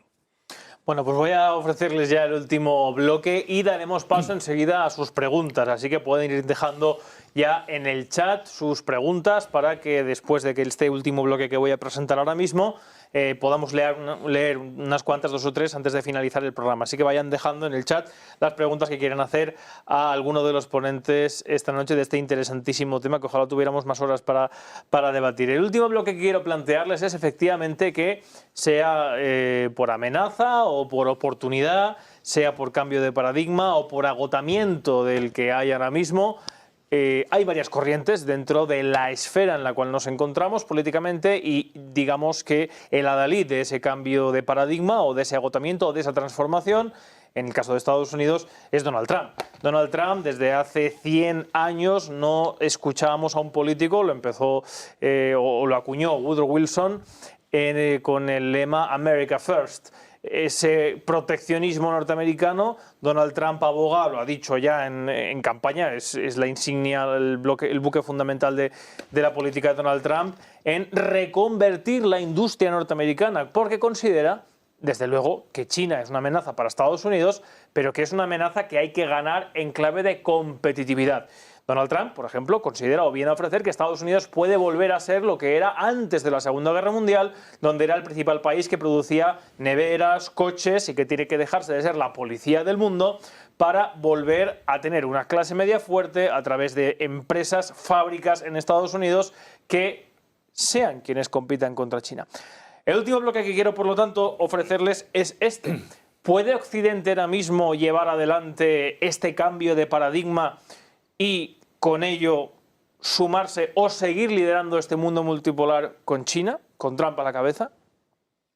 Vamos a ver, yo creo que la política de Estados Unidos es la misma con Trump que con Biden, o aproximadamente la misma.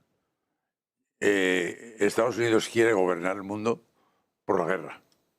En su historia de 250 años, hay un libro publicado, ha provocado 180 guerras. Entonces, la política... Sí, pero durante la administración de Donald Trump, ¿no? Al revés.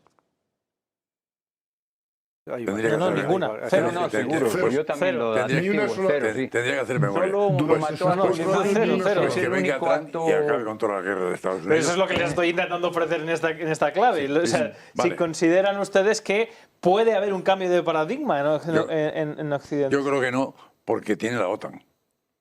Y la OTAN pero es que Trump plantea reconvertir la OTAN. Ojalá que desaparezca. ¿Ustedes? Bueno, ojalá desaparezca la OTAN. Sí. ¿Por qué? Porque no tiene más que guerra. ¿Contra quién en la OTAN? ¿Contra quién ha entrado en guerra la OTAN? ¿Contra quién en la OTAN? ¿Contra quién ha entrado en guerra la OTAN? ¿Cómo? ¿Contra quién ha entrado en guerra la OTAN? Contra Yugoslavia, por ejemplo, contra Libia. Contra Mali, contra Yugoslavia no entró en guerra la OTAN. ¿Quién bombardeó Sarajevo? ¿Por mandato de quién? No, pero ¿fue la OTAN o no? ¿Por mandato de quién? ¿Quién bombardeó Libia? ¿Por mandato de quién? Por mandato del presidente de turno de Estados Unidos. No, señor, estás equivocado. Por mandato de una organización que lidera China con su multilateralismo eficaz que se llama Organización de las Naciones Unidas. Así que no tergiversemos la historia. Es decir, no nos hagamos belicistas porque tengamos la OTAN. La OTAN nació para protegerse del avance soviético hacia Europa. Efectivamente, ya no existe. Pero La URSS desapareció. Ya, pero hay una cosa que se llama Vladimir Putin, un señor que se llama Vladimir Putin, que ha vuelto a reverdecer la necesidad de la existencia de la OTAN. En el año 2004, en la cumbre de Estambul, nos reunimos, yo estaba en esa cumbre, para decidir cuál sería el futuro de la OTAN. A partir de ese momento se estableció un debate de cuál sería ese futuro, o si la OTAN debería desaparecer. Bueno, pues Vladimir Putin nos ha dado la razón a los que pensamos que Europa y la OTAN necesitan una defensa en contra de las posturas de Vladimir.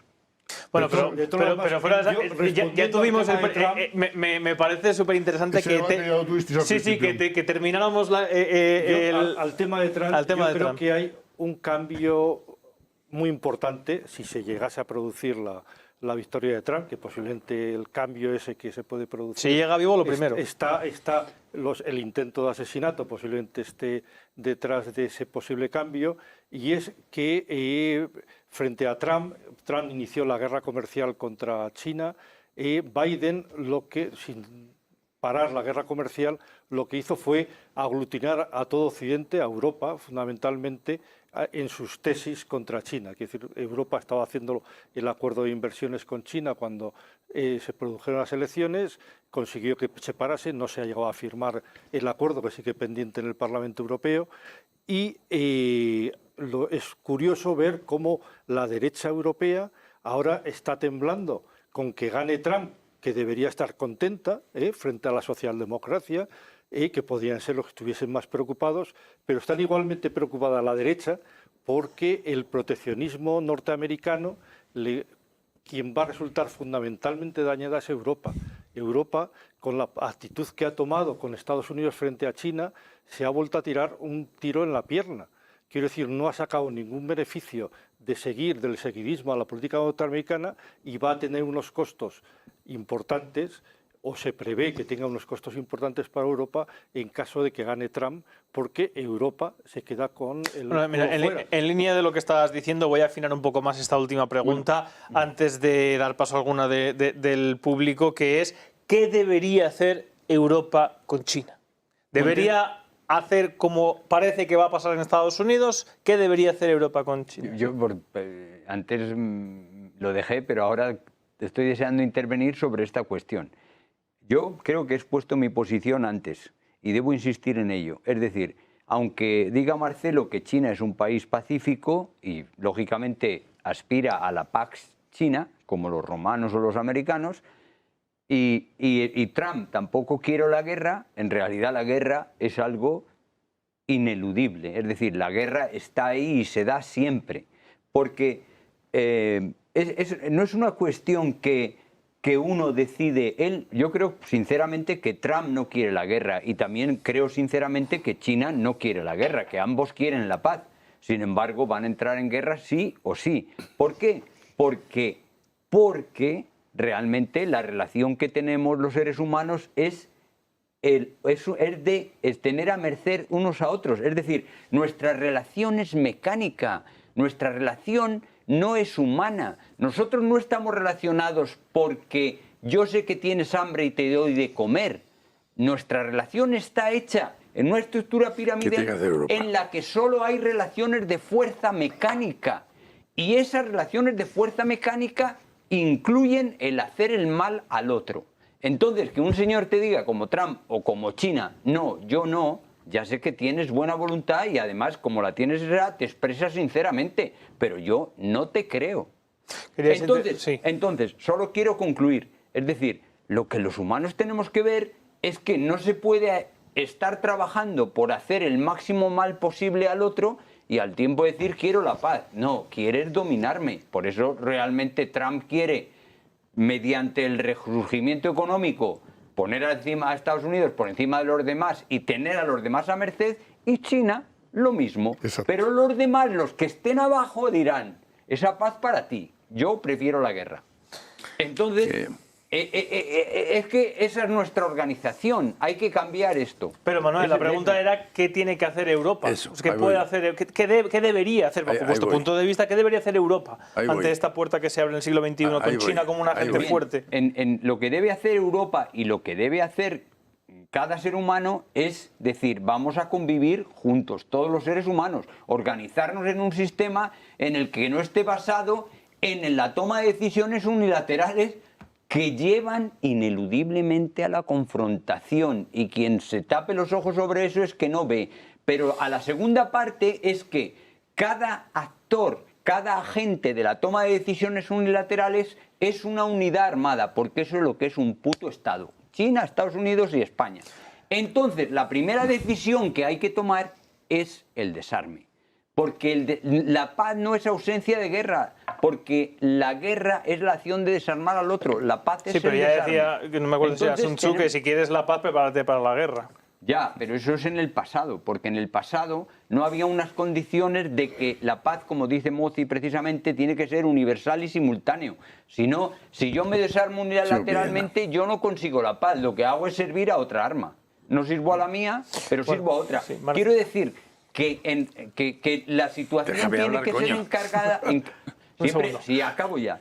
Que tenemos la condición humana que necesitábamos, que lo vieron los cosmopolitas occidentales, que lo vio Mozzi en Oriente, que lo que el mundo esperaba era la universalidad y la posibilidad de simultaneidad que se da en este momento.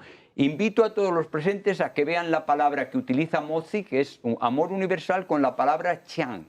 Y Qian en chino, recordadlo, Qian en chino es lo mismo, universal y simultáneo. Increíble. Ver, por fin, ¿cuál es la pregunta? Bueno, parece que nos llama la atención, pero ¿qué debería, porque eso nos ha desviado mucho. ¿Qué debería hacer Europa, bajo vuestro punto de vista, pues eso es lo que con debería. este siglo XXI, con China, con los elementos que hemos expuesto delante del debate? Entonces ahí hablo como europeo, que me siento europeo, profundamente europeo, y defensor de Europa como la gran idea del siglo XX, prorrogable al XXI, porque no se ha realizado. Entonces, lo que debería hacer Europa es lo que hizo Merkel. Con Merkel se firmó un acuerdo de inversiones mutuas entre la Unión Europea y China, fabuloso. Un acuerdo que costó 8 años de negociación con todos los países europeos, que supuso un contrato de 14.000 folios. Es decir, un acuerdo minuciosísimamente negociado y minuciosísimamente descrito. Ese acuerdo está en vigor, pero no tiene valor porque el Parlamento Europeo no lo ratifica. Primera petición que le hago a Europa: ratifíquese ese acuerdo que nos beneficia a ambas partes. Segunda petición: la ruta de la seda para Europa sería una gran salvación de desarrollo en muchísimos sentidos. No solo tecnológico, no solo de comunicaciones viarias, sino de comunicaciones digitales, de todo el mundo de la tecnología avanzada, de la inteligencia artificial, etc. Europa debería ponerse de acuerdo con China para desarrollar todo eso. Claro, la cooperación por el beneficio mutuo y común. Pero la seguridad prima. Coño. Por eso... Déjame acabar. Entonces, esa segunda petición es la que yo le hago a Europa. Pongámonos a negociar todo eso, que es un posible acuerdo. Primero, el acuerdo que ya está firmado, ratificarlo. Y segundo, unirnos a todo el proyecto, macroproyecto de la ruta de la seda, que para Europa sería beneficiosísimo. No sé si alguien más quiere apuntar. No, tenemos muy pocos segundos para terminar el... Solo decir que por una vez en la vida estoy de acuerdo con Marcelo. Pues fíjate, me alegro mucho, porque hay una pregunta que quiero hacer que va dirigida a ti, que hace Víctor Jiménez. Que sea fácil, por favor. Suponiendo que realmente asumiéramos que China es una amenaza, ¿cuál es la alternativa? O sea, si consideramos que China es una amenaza, ¿qué alternativas existen? ¿Desde qué punto de vista? ¿Del económico o del militar? Supongo que desde, bueno, en general... La cosa es distinta, ¿no? Pero bueno, para empezar, llegar a acuerdos de negociación con China que sean beneficiosos para los dos. Por eso estoy de acuerdo totalmente con Marcelo. Me ha parecido que las dos posturas o las dos ideas que ha desarrollado Marcelo me parecen importantísimas y sería muy beneficioso para Europa. Y Europa no puede defenderse de nadie, porque Europa lamentablemente no existe. Y soy proeuropeísta. Europa, cuando crea en sí misma y... La Unión Europea. Sí, bueno, sí, me refiero a la Unión Europea. La Unión Europea nació con un proyecto económico y ha ido convirtiéndose en un proyecto, avanzando a un proyecto político inacabado y que nadie quiere terminar de acabar. Mientras Europa no crea en sí misma como unión, no podrá negociar, no saldrán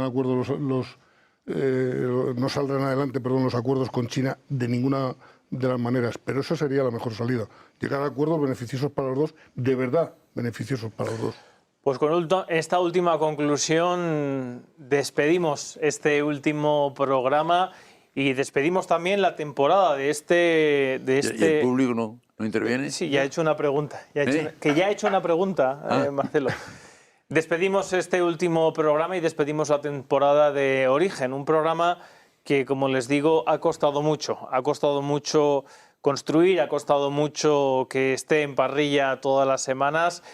No, desde luego, por el que tengo que reconocer la valentía y el esfuerzo ímprobo del equipo de esta cadena, tanto de su director, José Bizner, como de todos los miembros de Negocios Televisión, que han apostado nuevamente por recuperar, ustedes saben, aquellos antaño programas donde lo que se intentaba ofrecer era posiciones contrapuestas, formadas con respeto, pero para que fueran ustedes, los ciudadanos, los que construyeran una opinión libre y una opinión formada.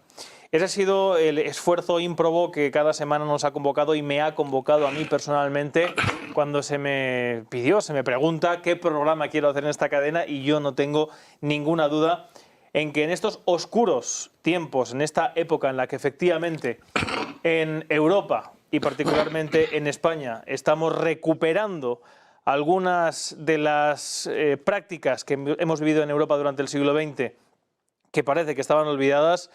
Sin embargo, ahora más que nunca se necesita en Europa, precisamente para poder llegar a conclusiones como la que han llegado nuestros contertulios con el tema de hoy, libertad de opinión y libertad de pensamiento, pues sin ellas es imposible buscar luz en el porvenir. Y en ese mismo porvenir les emplazo a ustedes en septiembre a la siguiente temporada de Origen, donde seguiremos intentando ofrecer esa luz de las claves de los asuntos políticos y sociales, siempre tratando de llegar con profundidad, con rigor, al origen. Nos vemos en septiembre. Hasta pronto.